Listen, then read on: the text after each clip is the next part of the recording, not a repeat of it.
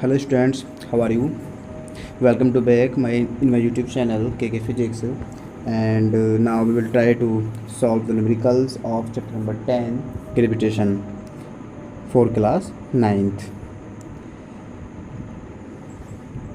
The question number 1. These questions are taken from the NCERT. One by one questions are solved here, so please try to understand and focused on my sentences. The question number 1 is, how does the force of gravitation between two objects change when the distance between them is reduced to half? एक question कह रहा है, how does the force of gravitation का force कितना होगा between two objects, दो objects के बीच में चेंजेस, जब चेंजेस होते हैं, when the distance between them is reduce to half, जब उनके बीच की दूरी को हम कम कर दें, कितनी आधी कम कर दें. Then as we know that force of gravitation F is equals to Gm1 m2 upon r square. ये आपने ग्रेविटेशनल के चैप्टर में सबसे पहला फॉर्मूला ड्राइव किया था कि whenever we have two masses m1 and m2, then whenever we placed at some distance these masses, then a force is acting between these masses. The force is called gravitation force. So now the force of gravitation F is equal to Gm1 m2 upon r square. Question number first, according to the questions, when distance become r/2. हमारा question कह रहा है कि जब आपकी distance को हम r की जगह r/2 कर दें, यानी कि आधी डिस्टेंस कर दें, हाफ डिस्टेंस कर दें, तो आपके फोर्स पर क्या इफेक्ट आएगा, हमें फोर्स निकालना है. सपोज दैट जब हमने डिस्टेंस को r किया था तब हमारे पास फोर्स था ये, अब हमने डिस्टेंस को r/2 कर लिया तो नया फोर्स आएगा, वो हमने नोट किया है F डैश से. So the new force is F dash is equals to Gm1 m2 upon r/2 का whole square. m1 m2 masses वही रहेंगे, सिर्फ डिस्टेंस को कम किया है, डिस्टेंस को आधा क्या है, मासेस पे हमारा कोई भी इफेक्ट नहीं होगा. So the equation number first is divided by equation number second. आपके पास इक्वेशन नंबर फर्स्ट है, ध्यान से देखेंगे. F equals to Gm1 m2 upon r square. ये है आपके पास Gm1 m2 upon r square. And the equation number second is F dash is equals to Gm1 m2 upon r/2 का whole square. Then whenever we divided by equation number first divided by equation number 2, तो आप देखेंगे यार Gm1 m2 cancel out हो जाएंगे, r/2 का whole square नीचे से ये सबसे ऊपर पहुंचेगा तो बीच वाले मल्टीप्लाई होती है. So we can write r/2 का whole square upon r square, r/2 का whole square upon r square. So r square upon 4r square and 4f equals to r dash f dash. तो हमारा जो new force होगा वो old force का कितना होगा, 4 गुना होगा.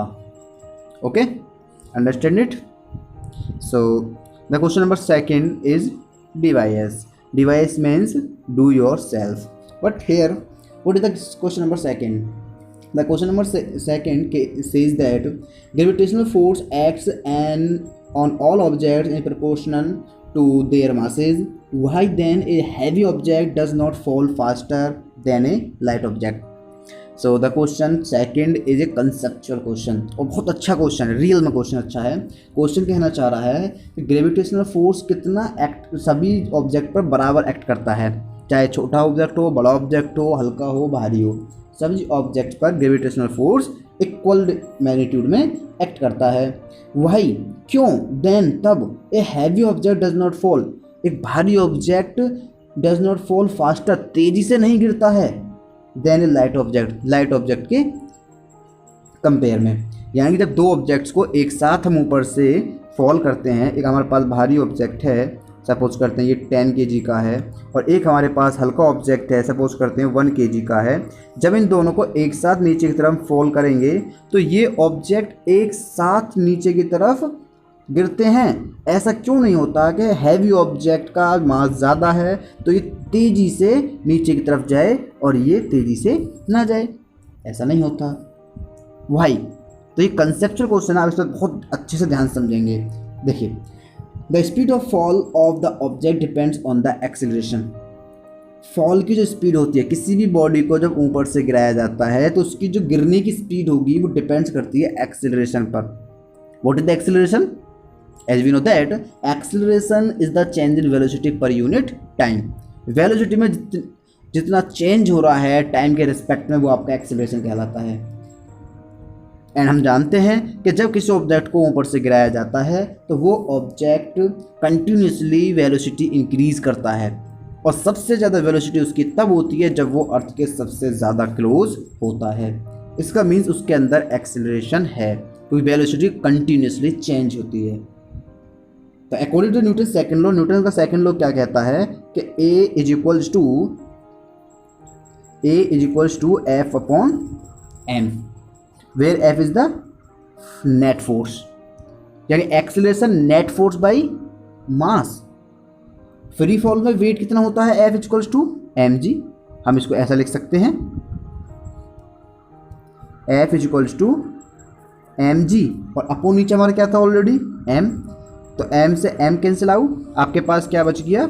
A इक्वल्स टू g, यानी कि आपका acceleration due to the gravity दोनों इक्वल होंगे। तो हम क्या देखते हैं कि ये मास पर तो डिपेंड ही नहीं करता। The factor mass cancels out. A heavy body does not fall faster than A light object in vacuum, क्योंकि जब किसी ऑब्जेक्ट को ऊपर से गिराया जाता है तो वहाँ तो मास का कोई फैक्टर ही नहीं है, मास पर तो डिपेंड ही नहीं करता, मास कम हो या ज़्यादा हो, क्योंकि acceleration is equal to the acceleration due to gravity. Okay, so the question number third says that what is the magnitude of the gravitational force. Gravitational force का मैग्नीट्यूड क्या होगा between the earth and a 1 kg object on its surface, और 1 kilogram का object है उनके बीच में। आपको given है mass of the earth is 6 × 10⁻24 kg and radius of the earth is 6.4 × 10⁻6 metre. So first of all as we know that जब हमारे पास कोई क्वेश्चन अगर हम न्यूमेरिकल को सॉल्व कर रहे हैं तो सॉल्व करने के कई सारे तरीके होते हैं। मेरे पास सबसे आसान तरीका, सबसे बेटर तरीका जो ये है कि मैं जब भी क्वेश्चन को सॉल्व करता हूँ सबसे पहले उस क्वेश्चन को 2 बार पढ़ता हूँ। आप 2 बार क्वेश्चन को पढ़ें, ध्यान से पढ़ें। आप सबसे पहले ये छांटें कि उसमें आपको गिवन क्या है। सबसे पहले आप छांटें क्या गिवन है। तो हमारे पास गिवन देख लेते हैं, mass of the object m is equals to 1 kg, हमने देख लिया। Mass of the earth me is equals to 6 × 10⁴ kg, very good. Radius of the earth भी दिया है आपको 6.4 × 10⁶ मीटर। ग्रेविटेशनल फोर्स आपसे पूछा है, तो F is equals to what. Now first of all we will make a setup. हम एक सेटअप तैयार करेंगे। इधर एक हम छोटा सा रफ बना लेते हैं। रफ, ये रफ वर्क है तो आप पीछे कर सकते हैं, कहीं भी कर सकते हैं। इसमें एक छोटा सेटअप तैयार करते हैं। हम सेटअप में ये देखते हैं, ये सोचते हैं कि आपसे क्या पूछा है, क्या आपको दिया है, उनके अकॉर्डिंग कौन सा फॉर्मूला आपके पास बेटर है।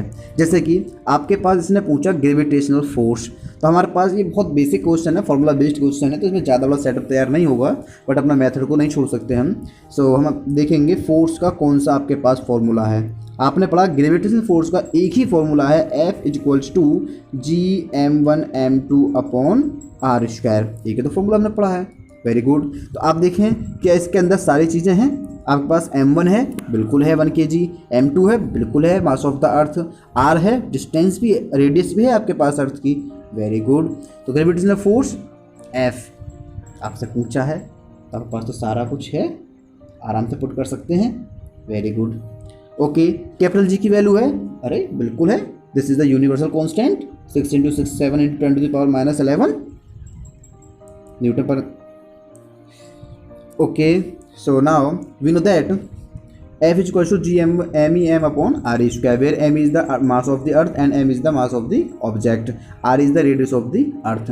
सो now whenever we put the values of all the terms, 6 into 6 7 8 to the minus 11 into 6 into 10 to the power 24 into 1 upon 6.4 into 10 to the power 6 the whole square.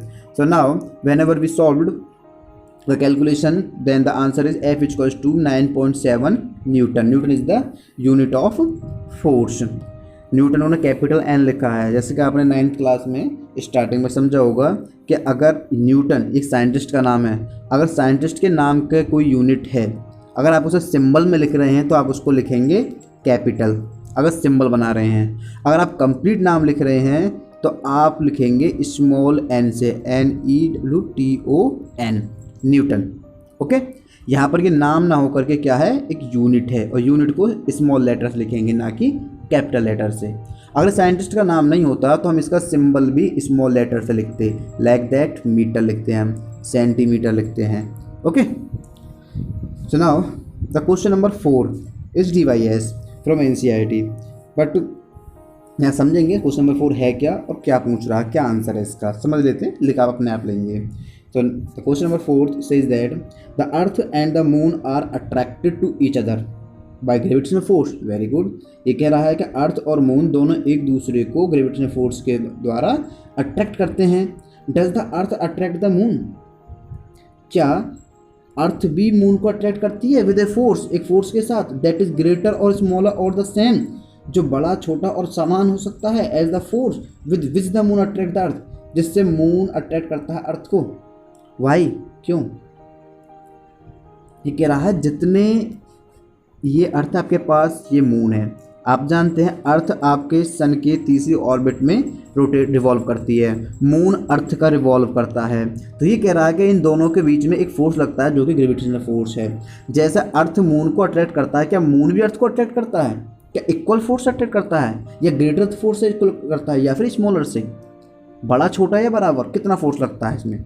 जितने से अर्थ खींच रही है, क्या सन मून भी उतने ही force से खींच रहा, या अरे हम पहले से जानते हैं according to Newton's third law. What is the Newton's third law? Action reactions law. Every action has an equal and opposite reaction. Earth attract the moon with the same force with which the moon attract the earth. Earth attract the moon, earth attract करेगा moon को with the same force, बिल्कुल same force से, with which the moon attract the force, जिससे moon earth को attract करता है, according to the Newton's third law, action and reaction law. Every action has an equal and opposite reaction. So you can write now the question number is 5. What is the question number 5? DYS means do yourself. But यहाँ पर समझेंगे, if the moon attract the अर्थ, यदि moon attract करता है अर्थ को, why does the earth not move towards the moon, फिर earth moon की तरफ मूव क्यों नहीं करती? ये कह रहा है आपसे कि अगर ये अर्थ है, ये मून है, ये कह रहा है कि अर्थ अट्रैक्ट करता है मून को, मून अट्रैक्ट करता है अर्थ को, तो फिर ये अर्थ इसकी तरफ क्यों नहीं जाती, इसकी तरफ क्यों नहीं जाती, क्यों मूव नहीं करती, Y? So the answer is simple. The attraction of the moon for the earth makes the earth also move in circular path. जो मून का अट्रैक्शन है वही तो सबसे बड़ा रीजन है कि आपका अर्थ सर्कुलर पाथ में मूव करता है। In fact the earth and the moon both revolve about their centre of मास, दोनों ही रिवॉल्व करते हैं अपने सेंटर ऑफ मास में, and this centre of mass moves in elliptical orbit around the sun, और यही आपका centre of mass elliptical orbit में moves करता है सन के अराउंड में। Okay, the question number 6 and today is last question. The question says that what happens to the force between two object, क्या होगा फोर्स दो ऑब्जेक्ट के बीच में, if the first part is the mass of one object is double, यदि आप उसके मास को डबल कर दें। Very good. सपोज कीजिए आपने पढ़ा था F is directly proportional to m1 into m2, Newton's gravitational force में पढ़ा था ना आपने, दो ऑब्जेक्ट के बीच में जो ग्रेविटेशनल फोर्स लगता है उस ऑब्जेक्ट के मास के प्रोडक्ट के डायरेक्टली प्रोपोर्शनल होता है। Very good. अगर आप इसके मास को डबल कर दें तो क्या फोर्स डबल नहीं होगा? As you know that what is the means of proportional? whenever we increase the amount of m1 then the also increase the amount automatically also increase the amount of force and equal magnitudes. आप इसको double करेंगे तो force will be get double. The answer is if mass of one object is double the force will get doubled. Okay, the second is the distance between the object is doubled and tripled. अगर आप objects के बीच की distance को double कर दें और triple कर दें तो क्या इफेक्ट होगा? This is simple. As we know that F is inversely proportional to R square due to the according to the Newton's gravitational formula. तो न्यूटन ग्रेविटेशनल फोर्स क्या कहता है कि फोर्स दो ऑब्जेक्ट के बीच की डिस्टेंस के इनवर्सली प्रोपोर्शनल होता है. whenever we increase the amount of distance then the amount of force is decrease in magnitude. That means whenever we make the distance is doubled then the force is fourth या one fourth. Okay, आप इसको double कर दें तो 2 2 जा 4 ये आ गया, तो हमारे पास जो फोर्स होगा वो कितना होगा? 1/4 होगा. Okay, when the distance is tripled, अब ट्रिपल डिस्टेंस करें, आर की जगह आप क्या रख देंगे? 1/3 आर का इस होल स्क्वायर, 3 3 जा 9, then the force becomes F/9. And the third question is that the masses of the both objects are doubled. अगर दोनों ऑब्जेक्ट्स के मासेस को डबल कर दें, we know that F is directly proportional to m1 m2. Whenever we double the mass of both objects then 2 into 2 2 ja 4, then the force will increase 4 times. Then the answer is force will get 4 times.